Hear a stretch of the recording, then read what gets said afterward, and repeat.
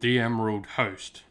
Lined in baleful green flames and led by a great host of spectral cavaliers, the Emerald Host is dispatched by the Lady Olynder to ensure the deaths of her most hated of foes.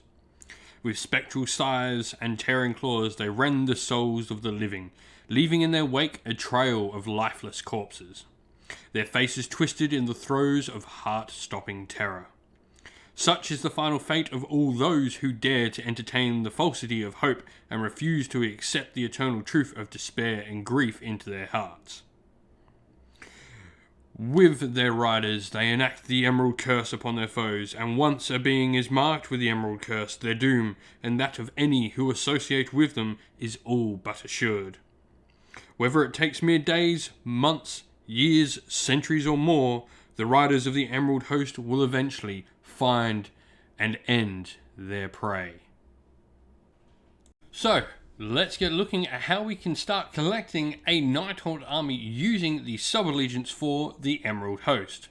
So, to start with, Nighthaunt are the main faction, and this is a sub-allegiance of them called the Emerald Host. You can find the rules for this sub-faction in the upcoming Broken Realms Helakor book, which is part of the ongoing Broken Realms series for Warhammer Age of Sigmar. Now, this army definitely favours cavalry. It has a ton of rules that help just make your cavalry units that little bit better. First of all, its artifact of power that it gives goes on a Knight of Shrouds on Ethereal Steed, which is awesome. And it also, you have the Knights of Regret, which is a rule which makes pretty much all your Hexwraiths that little bit better. You can add one to the attacks characteristic of melee weapons used by Emerald Host Hexwraith units that have made a charge move in the same turn.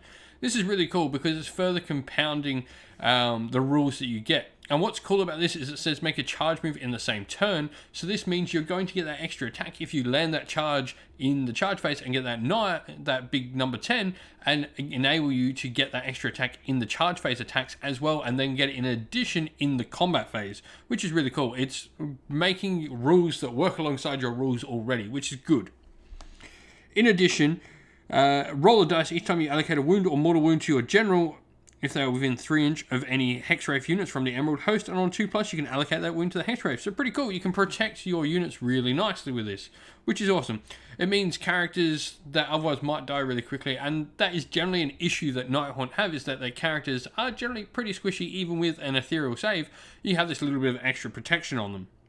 You also have, after armies are set up, but before the burst battle round, you can pick one enemy hero. For the duration of the battle, you subtract one from save rolls for that hero. This is representing that the Emerald Host, as we spoke about in the lore previous to this, sort of goes and hunts down certain marks across the mortal realms. You've then got a cool little command trait as well, which allows your general to use his command ability for free on his war scroll once, which is once per battle for free, which is really cool because it saves a couple of those command points, which you're really wanting to make sure you try and land those charges, those nice big bomb charges. So let's get looking though at some models we can get to sort of start collecting this Emerald Host force. So where do we begin model-wise for this army? Well, first of all, I think we've got to grab 2 boxes of Hexwraiths. This has to be the start to the army. Hexwraiths are the models that are getting all the benefits in this army. They're going to get that +1 attack, which is just going to make them so much better. I mean, so Hexwraiths' big thing is that they do mortal wounds with their scythes on the hit roll of a 6. So an extra attack means there's potential for more mortal wounds. That's what we want to be doing with Hexwraiths. Now, hero-wise, I think there's a couple of options. Dreadblade Harrows are great for moving your units around, but I really do think the Knight of Shrouds on Ethereal Steed is the best option to start with. Now, currently that model is only available in the Soul Wars box set. However, you can easily go on eBay or buy swap sell pages around on Facebook and other places and probably find yourself one of these. Or if you're in a country that has Mortal Realms magazine, there is a magazine issue that gives this model out with a couple of the other Nighthaunt heroes, which would be a much cheaper option doing. So you can back order those from your local newsagent or wherever you're picking Mortal Realms up from if that is the case. However, if not, eBay, there's plenty of these on there, believe me. Now, the reason I chose him is, well, rather than the normal one, he's on Steed, so he's going to keep up with our Hexwraiths, which is important, but also he gives +1 attack with his command ability, which is awesome.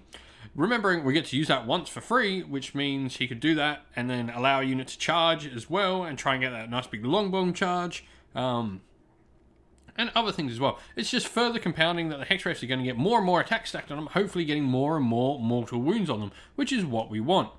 It's just going to be trying to get as many mortal wounds out of those Hexwraiths as possible, and this is just a good way to start doing it. Get some Hexwraiths, get a model that gives you an extra attack on them. Makes sense to me. Alright, so where do we go to next? So I talked about them a little bit just before, the Dreadblade Harrows. They have a really cool command ability and a few little tricks they can do around with them, having one as your general, where they effectively can teleport and then bring units around with them. It's a really cool thing you can do to get those Hexwraiths that extra movement they otherwise wouldn't have. They've got a few things you need to do in place to sort of get this to happen, but it is really cool, and we'll explain it in our list because we're definitely going to have one of these as our general. Now, in addition to them, you've got a Guardian of Souls I recommend grabbing. What's cool about them is they bring back models, and you've got a 4-up save Ethereal with 2 wound models. It's pretty good. If you can start getting an extra couple of them back every turn from Guardian of Souls, it's not too bad. But in addition to that, he also provides an aura of +1 to wound as well, meaning that those attacks you're getting are going to wound on a 2+. You're going to get way more of those attacks that hit but don't do mortal wounds through, which is awesome. Meaning that you're just going to get that little bit more damage out of those Hexwraiths, which is important because let's not forget that your Hexwraiths mortal wounds are good, but that extra attack is also at -1 rend, so it's going to do a little bit of damage there as well. Then we've got Lady Olynder. I really think she's a great piece for this army, mostly because it's got the things that in there built in to protect her already. But she does have her own battalion with some Dreadblade Harrows and Mermaid Banshees, which we've talked about before, where you can use that battalion there and sort of make her that little bit more survivable. This could be really cool because you can have that battalion protect her, and then you can have the rules for this, the Hexwraith protection Knight of Shrouds, which can be sort of, a two-pronged thing where you've got both your heroes pretty well protected, really covering the main weakness that Nighthaunt has. Speaking of that, the one weakness this army probably has is that it doesn't have many bodies. You might not be able to get them into your initial force, but eventually I would recommend adding some Chainrasp Horde, just to give you some numbers on the table to hold objectives in your backfield while your knights go up and take off your opponent's models. Really important that you have some models around the table that are just taking points for you while your rest of your army goes around and does the damage.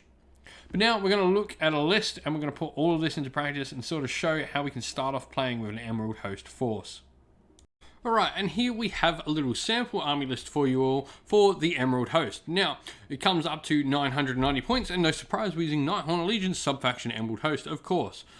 The potential of a triumph here is minimal, but, it could be a cool thing to get. If you get one, you're probably hoping to get some rerolls to hit, because that's going to allow you to use it on your Hexwraiths to sort of get the most out of them. Now, for our leaders, we've gone with a Dreadblade Harrow, and he's going to be our general. The reason we've chosen the Dreadblade Harrow as our general is because gets the command ability for Nighthaunt, which all our heroes have, which is Spectral Summons, where you can summon a unit nearby. However, the Dreadblade Harrow gets to move for free, and so he can jump around the table doing a whole bunch of things, moving around the table and enabling him to bring units along with him. This is enabled by the fact he's got his ability called the Phantasmal Discorporation. If this model is within 3 inches of enemy models at the start of your movement phase, instead of making a normal move, you can remove it from the battlefield and then set it up anywhere on the battlefield more than 9 inches. So if he's not in combat, he can jump around with his unit around the table, sort of bringing someone using command point.